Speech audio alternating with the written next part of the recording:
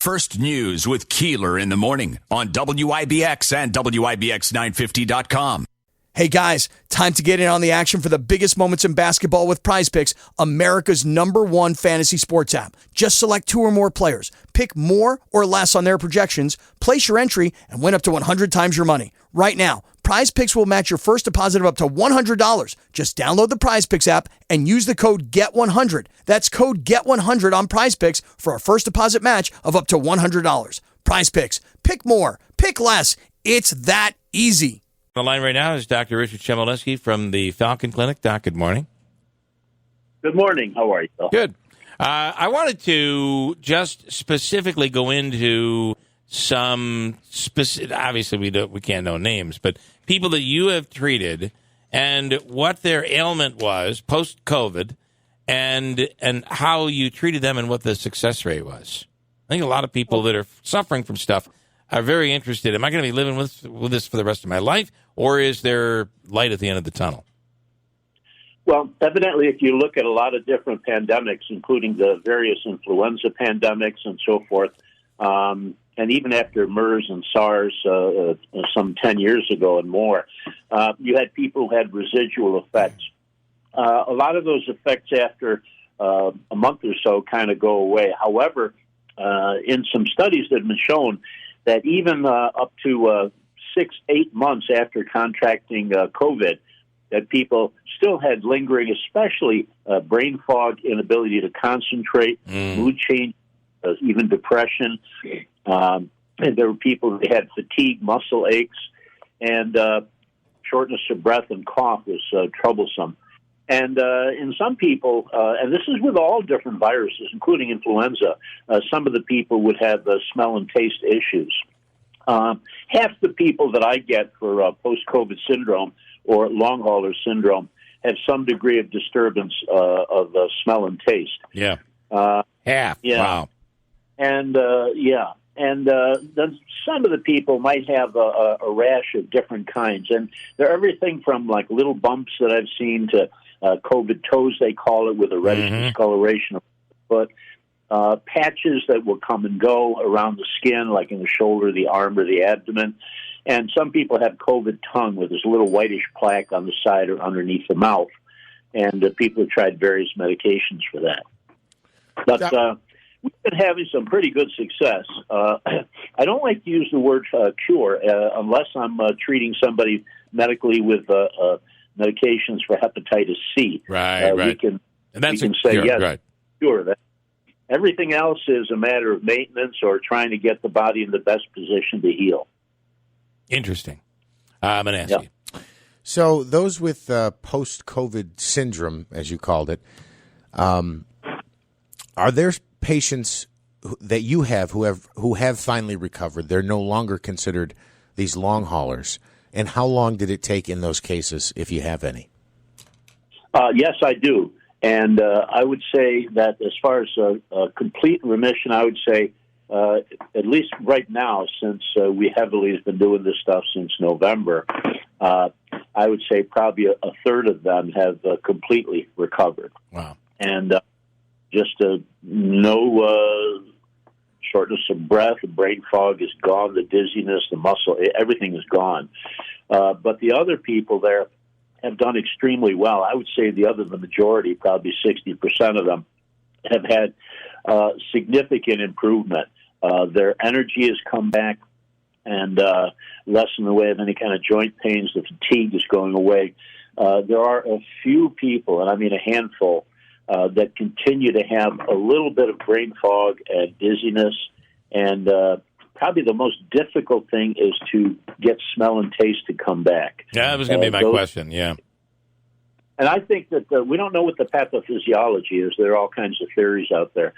My theory is that somehow there was destruction of the nerves for smell and taste, and it's going to take a little while for that to come back. Could take months to a year. So Doc, a quick question. On the smell and taste, it would seem to me, when compared to brain fog or some of the other symptoms, is the loss of smell and taste, while it might be, I don't know, an annoyance, is there real harm there to the person's health? As far as their health, it depends on what you mean. In terms of them, is it an inconvenience, or is there some real health danger there? From my wife who has it, it's a psychological problem. Do you agree with that, Yeah. Don? When you lose something like that, it does affect you as a human. It may not mean you're affected in the same way cancer would kill someone, but it is emotionally difficult to deal with. It is, and if you are a professional chef, Right. it will ruin your career. Well, that's true. And that's true. You have to remember, when you have smell, you have taste. There's the old trick of like plugging your nose and having somebody try to tell the difference between an onion and an apple, because they have similar consistency, and you can't. But even worse, there are people who have just horrible ammonia, garbage, rotting meat type smells, making it difficult for them to share a meal with somebody. Yeah. So you're having a tremendous loss there. And I don't know if you'd call it emotional, but it definitely does affect people's quality of life. Just one more. You mentioned having some patients who've now recovered, they've gotten their energy back. Do you just attribute that to them healing, or is there some routine or regimen that you have them on that's helped build that back up? Good question. Actually, we do have a regimen, and it's called the VIP treatment, Virus Infection Protocol, VIP, and that's a trademark. Anyway, the variations of that can be found on my website, falconclinic.com. And we have the people come and do a medical evaluation. They have EKG, chest X-ray, and blood work, because the post-COVID is a multifactorial thing. I mean, it could affect, we just talked about the nose, the brain, it could affect the heart.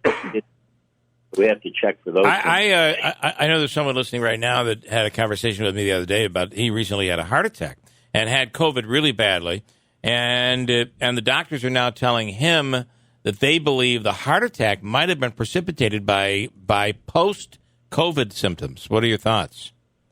Absolutely. The body goes through a few different phases with the COVID. We know that there's the initial infection that everybody's talked about. Then there's the cytokine storm, which is our body's antibody response to that. And then finally there's a chronic phase where either the body's immune system or antibodies, and white blood cells, by the way, T cells, continue to attack the body because the signals have been skewed. Yeah. And there is suggestion even now that the COVID virus might not be completely eradicated and might be lurking in the immune system, especially in the white blood cells, acting as a trigger to keep that immune system, looking for the virus or any remnants thereof and continuing with things. So what we do is we basically, with the VIP treatments, put people in a situation where their own body heals. That's the osteopathic concept. And actually, I've mentioned this before on the radio. Anytime we do any kind of medical, surgical intervention or whatever, all we're doing is kind of giving the body kind of a kick in the pants or a boost. So it heals by itself. It's always the body that heals. That's where the miracle is. And that really is what vaccination is, right? The vaccination is training the body to know what to do when it sees that virus. Correct. It's a wake-up call to the immune system. Like these vaccines basically they tell our body to make antibodies against a specific protein of the COVID virus. And then, so we have our frontline soldiers, if you will. They're armed and ready and waiting for the enemy to come. So if and when the enemy does come, you get a COVID infection, our immune system is already primed. We recognize it right away, and we stop it in its tracks so it doesn't spread through the body or replicate itself. Last question. Somebody asking here, what are the ages of people that you have treated with these symptoms, these long COVID symptoms? Is it all just old people, or do you have younger, middle-aged? What do you have? At the Falcon Clinic, we see those 18 and over. Okay. So it spans all ages because, yes, I have had people everywhere from, the teens, like 19, 20 years old, a lot of middle-aged and young people, 20s, 30s, and 50s. And then we've had a fair number who have 70 and 80 years old. But I would add to the question: are you seeing people that maybe had a moderate case of COVID, or are most of them people that had a severe case, or even some cases where they didn't have much in terms of symptoms at all? That's a very interesting question, because you would think that people who are devastated with the infection would have the stuff linger on and they would continue to want to have a treatment after they go to our website or they hear from us. But it is interesting. I had people who had just very mild symptoms, who basically just had a positive PCR test, and they had maybe like an upper respiratory thing, a nasal thing, and it went away. And it was, they just didn't feel strong enough, But we're fine. And then here it is, till 6-8 weeks later, the symptoms come back, big runny nose, and then they can't concentrate, all kinds of stuff. And that's one of the reasons we check and see, is there anything else going on, Yes, it can be minor, and then it can slowly express itself or explode in the system, or it can stay. And this is my very last question. But there is that. It's just something that you mentioned there that I think is interesting and we have to consider. So I'll give you an example. I said to somebody the other day I'd forgotten something. I don't know what it was. I'm like, yep, it's my post-COVID brain fog. And his answer was, that's not brain fog. You're just getting old. But there's an important, that's funny, but there's an important element here. You might think those aches and pains are post-COVID, yet you might have something going on in your body. Right. So I think and that's why getting it checked out and going to see a doctor probably is extremely important right now, because you don't know that it's COVID, or maybe it is COVID and it isn't something else, but that makes it kind of complicated, I would assume. It does in terms of sifting it out. But you bring up that point. Everybody is looking for the one drug or the one treatment that's going to affect the whole symptom of things. The osteopathic approach is, while we do that and we do medical workups and stuff, we're basically trying to stimulate the immune system, the lymphatic and venous drainage system from the brain and the lungs and so forth, and then letting the body sort it out. Now, I've had people who, even since last, I think it was, June, I think was the first time I treated somebody with long haulers, last June. And they still periodically come because of other things, because you want to call it fibromyalgia, neck and low back pain. They had such good relief from the other stuff that they wanted to continue for other reasons. Dr. Chmielewski, we appreciate it. It's the Falcon Clinic, and the phone number is 315-507-4751. You may have had a severe case. You may have had a case that was barely symptomatic, but people long-term are having symptoms out of this thing, and that's what you guys are treating over there. We appreciate the time. Thank you so much.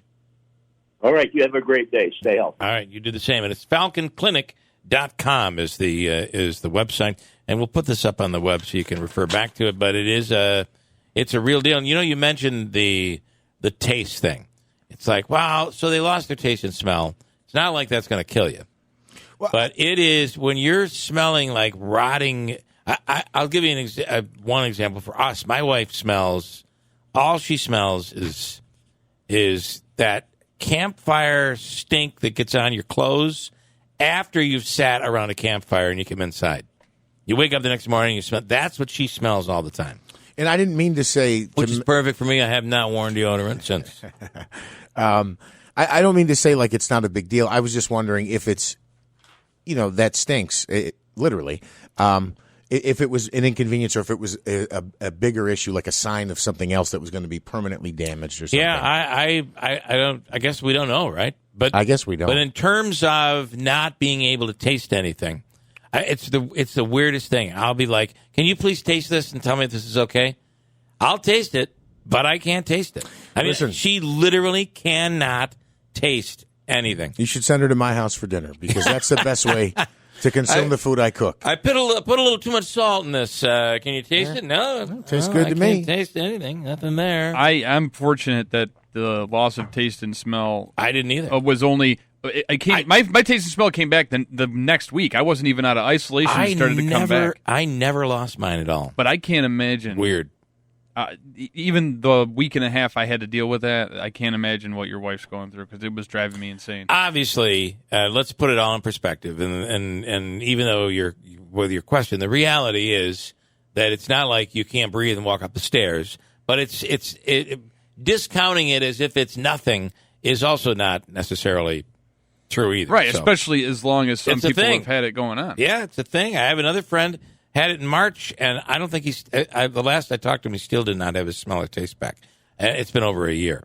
And what he smells, and that'd be one thing if you just can't smell, but he said when I smell something, he said, I smell the worst cheap cologne that I just loathe and hate. It's almost like your body picks something that you hate.